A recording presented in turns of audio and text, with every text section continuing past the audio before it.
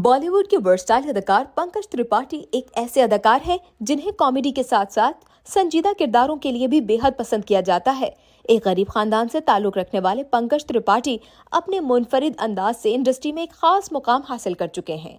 उन्होंने बॉलीवुड में कदम रखने से कबल बहुत जद्दोजहद की, लेकिन आज हम आपको उनकी जद्दोजहद की दास्तान नहीं बल्कि मोहब्बत की कहानी सुनाने जा रहे हैं, जो पंकज की अदाकारी की तरह बहुत मुनफरिद और दिलचस्प है, जिस पर फिल्म भी बन सकती है। पंकज त्रिपाठी की अहलिया कौन है और इन दोनों की मुलाकात कब और कैसे हुई, ये बताने से पहले मुख्तसर आपको ये बताते चले कि मुश्किल हालात में अदाकार की अहलिया ने कितनी हिम्मत के साथ उनका साथ दिया। आज पंकज त्रिपाठी जिस मुकाम पर हैं, उसमें उनकी अहलिया का बहुत बड़ा हाथ है। बिहार की गलियों से निकलकर पंकज त्रिपाठी के लिए मुंबई पहुंचना और यहां आकर एक अलग पहचान बनाना आसान नहीं था।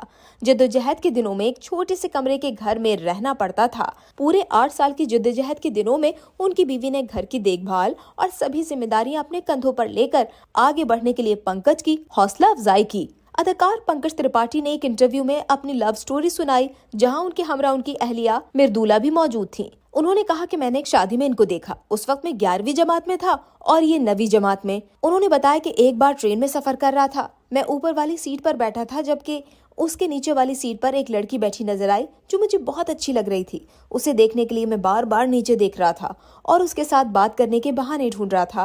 पंकज त्रिपाठी ने बताया कि मैं बार बार नीचे उतरकर उस लड़की से पूछ रहा था कि क्या तुम्हें कोई परेशानी तो नहीं है। सामने बैठे अंकल समझ गए। उन्होंने मुझसे पूछा कि उन्हें तो नहीं, लेकिन क्या तुम्हें कोई परेशानी है, बार बार नीचे उतर रहे हो। अदाकार के बकौल उन्होंने वही कह दिया कि मुझे ये लड़की अच्छी लग रही है। अंकल ने कहा कि जोड़ी सही है तुम दोनों की।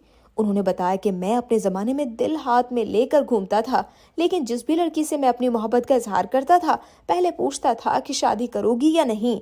यहीं से उनकी मोहब्बत की कहानी का आगाज हुआ। ये वो वक्त था जब पंकज के पास ज्यादा पैसे नहीं थे। जल्द ही दोनों की मोहब्बत की कहानी आगे बढ़ी और दोनों में बातचीत का सिलसिला शुरू हुआ, तो दोस्ती भी हो गई और फिर प्यार तो होना ही था। उन दिनों मोबाइल फोन नहीं थे, तो दोनों एक दूसरे को खत लिखा करते थे। बिलाखिर वो दिन भी आ गया जब दोनों ने 2004 में शादी कर ली।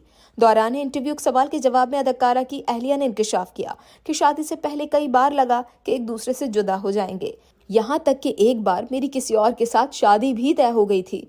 पंकज खुद भी उस लड़के को देखने गए थे। उस दौरान अदाकार पंकज त्रिपाठी ने कहा कि हमारी मोहब्बत ऐसी नहीं थी कि तुम मेरी नहीं हो सकती तो किसी की भी नहीं हो सकती।